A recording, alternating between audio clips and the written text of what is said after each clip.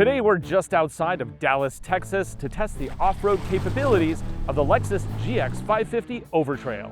That's coming up right now on Driving Sports TV.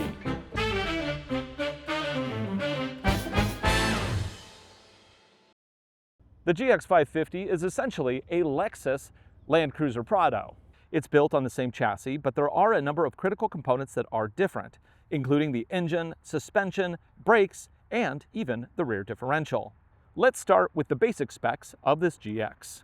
Under the hood is a 3.4-liter twin-turbo V6. It produces a peak 349 horsepower and 479 pound-feet of torque. It is connected to a 10-speed automatic transmission with a Torsen-based full-time four-wheel drive setup. EPA rates economy at 17 miles to the gallon in town and 21 on the highway.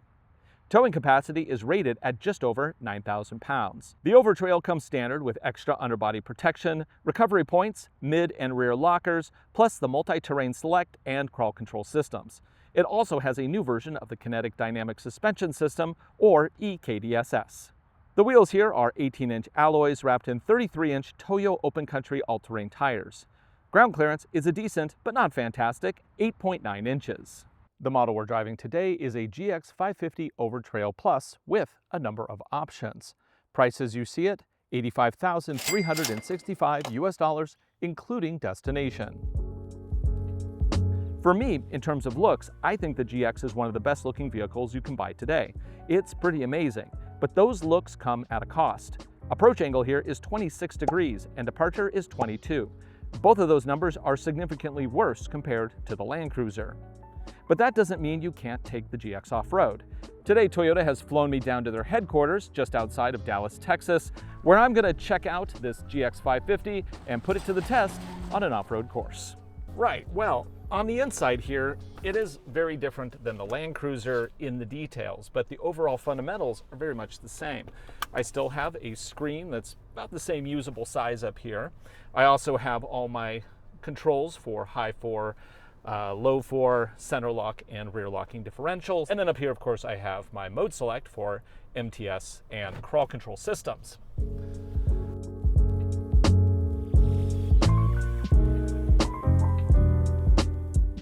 I do really like this interior, and this is definitely nicer than what you would find in the Land Cruiser, which is what you would expect given the fact that this has a Lexus badge.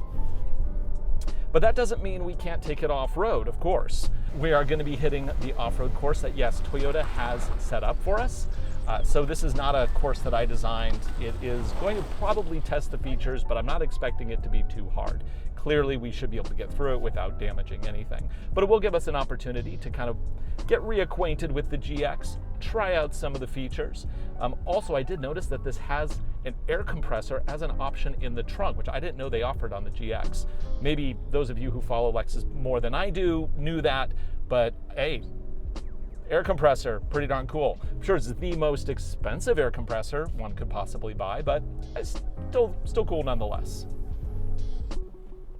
Of course, the big feature that this Lexus has is the twin-turbo V6, whereas the Land Cruiser gets the turbocharged 4-cylinder with the hybrid assist.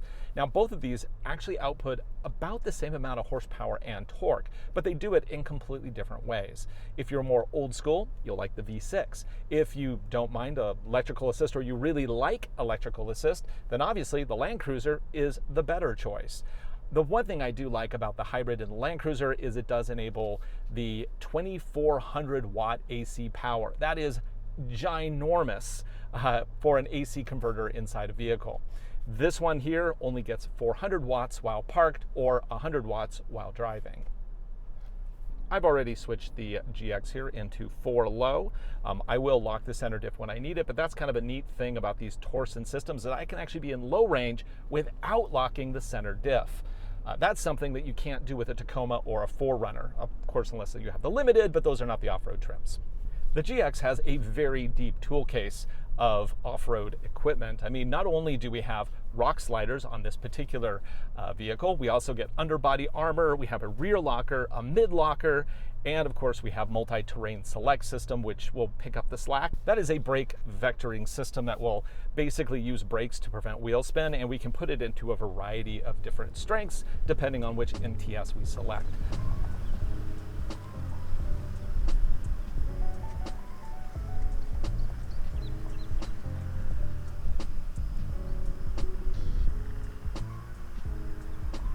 They have, of course, set up a number of features here. We're going to start with a climb.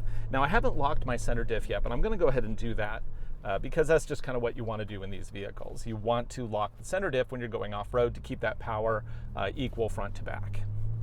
Now, this is where it's great to have a camera as I go up over, not being able to look over the hood. Okay, we got some moguls here. Let's see what this does. Let's see what happens in MTS Auto. Now, what you want to look for is some wheel braking on the outside. Of course, we're going to lift up some wheels. You also want to look for articulation because articulation is actually a really great feature on some of these vehicles. When you have a truck-based vehicle like this, you just get so much more articulation than you do a unibody.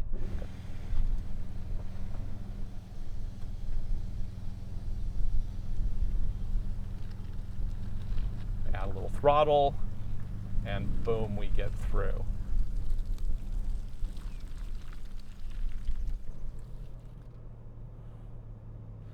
Get a little tilt here, and then right in the middle, actually that's pretty tilty there. What do we got?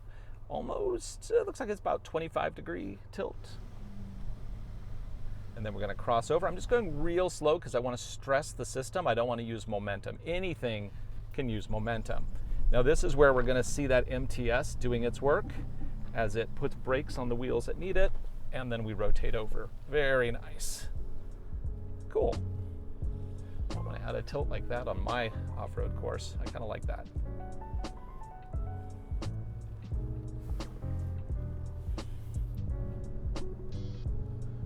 Go up and over.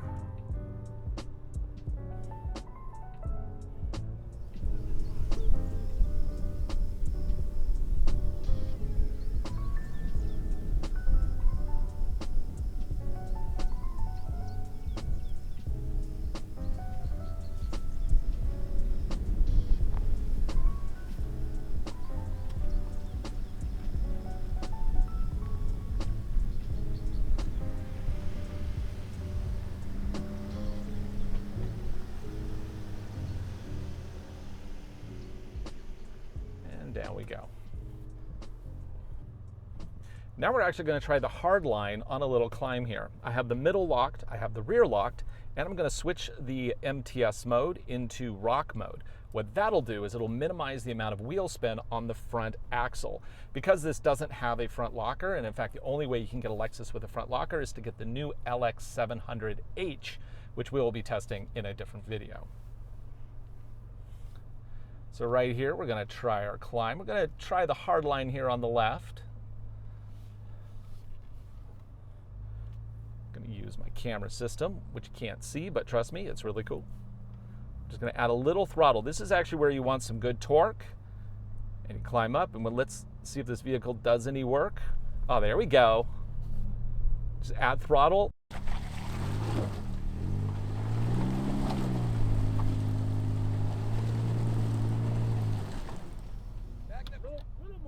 Little more what? Back up just a little. Oh, okay. Good right there. Okay. Now try just a little more momentum. Little momentum, yeah, okay. We are going to have to use a little momentum on this one. Right there. So let's do that. Feel the plows right through that. Excellent job. Stay with it, stay with it. Try turning.